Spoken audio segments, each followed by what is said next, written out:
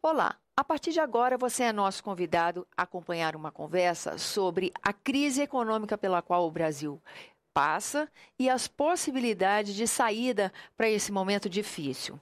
Esse tem sido um tema de reflexão constante no plenário do Senado Federal e é por isso que nós estamos trazendo para o argumento a opinião dos senadores. E quem conversa conosco agora sobre o assunto é o senador Lazier Martins. Senador, muito obrigada pela sua presença aqui no nosso programa. Antes da gravação, o senhor comentava comigo que não viu ainda, durante a sua vida, um momento como esse que o país está vivendo, né?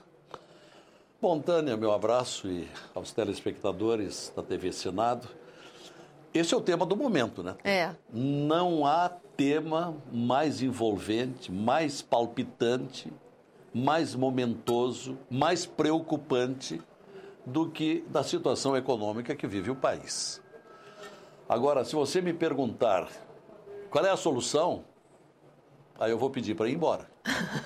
Gente, então não vamos perguntar isso, não. Pois então, não me pergunte, porque se eu soubesse, eu me candidaria a ser ministro da Fazenda. Porque é ali que deve começar a solução, desde que conquiste o Congresso Nacional. E isso não está acontecendo. Entendi. O senhor Levi não está acontecendo. Não está conseguindo conquistar o Congresso Nacional. Agora, nós estamos sem horizontes. Eu tenho meditado muito sobre isso, porque a gente é perguntado a todo momento, vai à tribuna, pede a parte, e a gente não consegue responder, porque se há uma coisa certa hoje no Brasil, são as incertezas.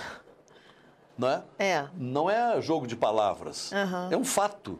É contraditório, mas nós não sabemos o que vai acontecer em termos de solução. O que nós sabemos é que o Brasil vai terminar com um PIB negativo. 2,7%, 3% abaixo de zero. Isso é deprimente. Peru, Chile, outros países da América vão ter PIB, crescimento econômico, acima de zero, 1,5%, 2%. Não, e assim, nem a Grécia, com os problemas, né, que atravessou nesse ano de 2015, não vai fechar um PIB como Pois é. Então, o nosso problema não é de política internacional, de crise global, nada disso.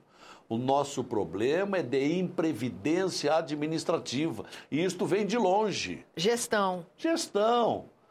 Por que o seu Lula não fez as reformas que nós tanto carecíamos, principalmente a reforma previdenciária? Foi fazer agora uma meia-sola, agora há poucos anos, e o nosso buraco maior é este. Por que não fez a reforma tributária que afugenta, que inibe, não é? que deprime o nosso empresariado? O problema dos tributos. Ainda agora, estava discutindo hoje, assistindo uma sessão da comissão mista da medida provisória 690, que propõe aumentar vários produtos, entre eles as bebidas quentes, internet, direitos autorais. E eu venho de um estado que é altamente produtor de vinho. É o maior produtor de vinhos do país. Vão passar o aumento do IPI, querem passar, nós vamos batalhar para não deixar, de 0,73% para 10% o IPI. Nossa. Ora, isto aí simplesmente desmorona a produção de vinho. O Rio Grande do Sul, eu fico pensando, as pessoas que conhecem, hoje em dia o município de Bento Gonçalves é o segundo maior município, sob o ponto de vista turístico do Rio Grande do Sul. Primeiro é Gramado, depois é Bento Gonçalves, sabe por quê? Por causa do Vale dos Vinhedos. O Vale dos Vinhedos é um espetáculo, é um reduto da vitivinicultura, onde estão quase 40 vinícolas, todas respeitando o selo de qualidade que elas recebem. Só pode se instalar lá dentro daquele imenso vale, bonito, do ponto de vista da natureza, muito lindo. Só pode se instalar quem comprovar a qualidade do vinho. Então, são milhares de pessoas que dependem da produção de vinho. Então, imagine esse aumento da alíquota é de 1000%. Eu repito, se alguém não ouviu bem, O que estão propondo o aumento do IPI sobre o vinho, sobre a cachaça, sobre vermutes, sobre as bebidas quentes, é uma alíquota, um aumento de 1000%. Então, estou pensando um dos problemas que nós vivemos no Brasil, que desestimula o empresariado, onde muitas indústrias estão parando, algumas estão quebrando, quase todas estão demitindo. Então, neste cenário, qual é a perspectiva econômica do Brasil? Eu não sei, boa não é, porque a inflação está chegando a 2 dígitos, não é? O dólar continua parado lá estratosfericamente, não é? O desemprego está se disseminando, estamos chegando a 1.400.000 desempregos neste ano que está terminando, e o ano que vem deve continuar a mesma coisa. Então, qual é a nossa saída? Eu tenho pensado muito nisso. As pessoas perguntam, tirando a dona Dilma, resolve? Olha, eu não sei se resolve, mas ela perdeu a credibilidade. Perdeu a credibilidade. O senhor Joaquim Levy não está conseguindo garantir votação dos impostos que ele pretende, né? O Congresso ainda vai avaliar o ajuste fiscal, ainda não terminou, exato, né? Ele é CPMF, que é o que todos falam, não é? Então, se não conseguir isso, o governo não tem de onde tirar. O ano passado, em março, a candidata Dilma dizia que teríamos um superávit em 2015 de 143 bilhões. Depois que passou a eleição, em dezembro, ela disse que não, que seria 60 bilhões. Quando chegou em março, ela disse, não, agora vimos com... Eu não imaginei que a crise era tão grande. Foi aquela famosa manchete dos jornais. Não tinha... Imagina, a presidente não percebeu isso. Aí já era um superávit de apenas 8 bilhões. Aí veio agosto, entrou em ação o Tribunal de Contas da União e mostrou as pedaladas e a emissão de créditos, que é tão grave ou mais que as pedaladas, porque não teve autorização do Congresso. Isso explicando que é uma coisa técnica, não é, senador? É como usar o cheque de outra pessoa, mais ou menos, não é isso? Exato. Exatamente. Você pega um cheque de outra pessoa e emite um valor para pagar aquela conta que não é dela, né? Não pode fazer isso. Para você pagar uma conta que é sua. Pois é. Então, este é o quadro que nós estamos vivendo. Para qualquer lado que a gente olhe, a gente não vê alternativa. Agora, se cair a presidente, em primeiro lugar, eu também concordo que não há fundamentos jurídicos para o impeachment. Eu concordo. Não há até agora, não há. Tem alguns grandes tratadistas que estão abordando o assunto, achando que o conjunto de erros autorizam um processo, né? Seriam as pedaladas, seria a emissão de créditos, seria o estelionato eleitoral, porque aquela propaganda que nós vimos na campanha eleitoral, aquilo nos deixava basbaques. Que coisa impressionante, era trem-bala, era grandes investimentos, era as pessoas satisfeitas. Aquilo não existia. Até se criou uma frase proverbial que se espalhou por aí tudo. Eu gostaria de morar no país da propaganda da Dilma. Isso é estelionato eleitoral, isso é faltar com a verdade, isto é engodo.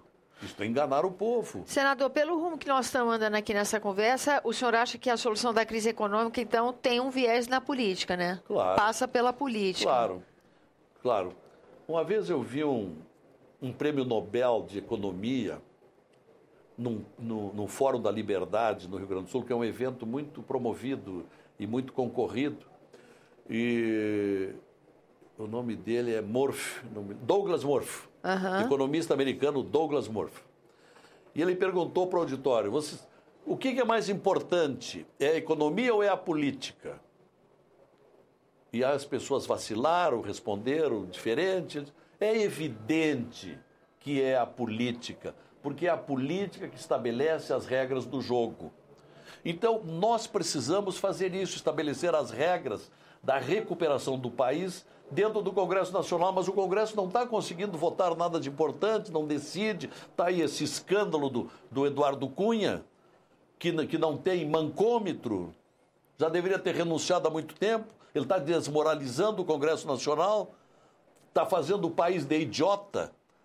Agora inventando essa história de que são trustes que ele tinha, que ele é apenas usufrutuário. Quer dizer, chegou ao cúmulo de inventar essa história do usufruto, do dinheiro que é dele, e que ele diz que não é dele, mas é ele que usufrui. Eu gostaria de perguntar, escuta, você me permite que eu seja usufrutuário também do seu dinheiro? Eu gostaria de fazer essa pergunta para ele. Então, não, isso aqui como dizem, é o país da piada pronta. É um escândalo nós estamos vivendo. O seu Eduardo Cunha não cai fora. Com isso, ele retarda qualquer medida dentro... As decisões do Congresso. Lá dentro, não só da Câmara, porque repercute no Senado. Ele está atrasando quantas matérias ele está prendendo lá e que não chegam no Senado. O Senado também está sofrendo prejuízo. E as que vão do Senado para lá também, né, senador? Porque muitas vezes a casa aqui delibera e fica lá e fica em suspenso. Aí fica estagnado lá. Bom, aí tira a dona Dilma, muito bem. Aí assume o seu Temer. Temer é um político respeitado, habilidoso, experiente. Agora, será que vai ser um bom administrador?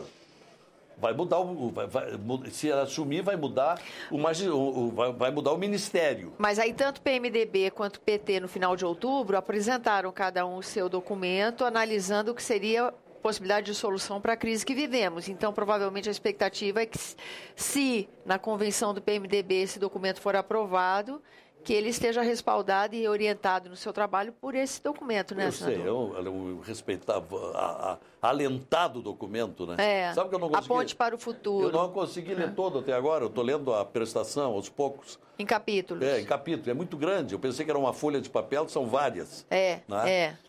Bom, então, dona Tânia e amigos telespectadores, nós estamos aí neste impasse. O que vai acontecer? O país parado, não é? Não avançamos não avançamos, nós só recuamos, não é? E o nosso risco é de que a coisa degringole de tal maneira e cada vez mais que daqui a pouco nós vamos levar muito tempo para uma recuperação, quando nós precisávamos ter uma solução imediatamente. E ao que tudo indica, se houver uma solução até o fim do ano, vai ser apenas o possível afastamento do Eduardo Cunha. Não é?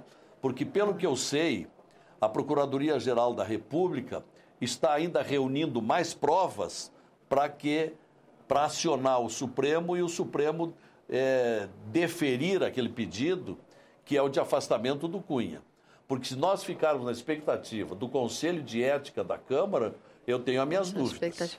Bom, então a gente tem que encerrar esse programa com um desfecho assim: a crise econômica precisa ser solucionada. O primeiro passo, o pré-requisito, é a solução da crise política. Sim, para que o Congresso Nacional dê apoio ao presidente ou o novo presidente ou a nova presidente, não sei lá quem vai ser, porque no quadro que está, isso não vai para frente, só vai para trás.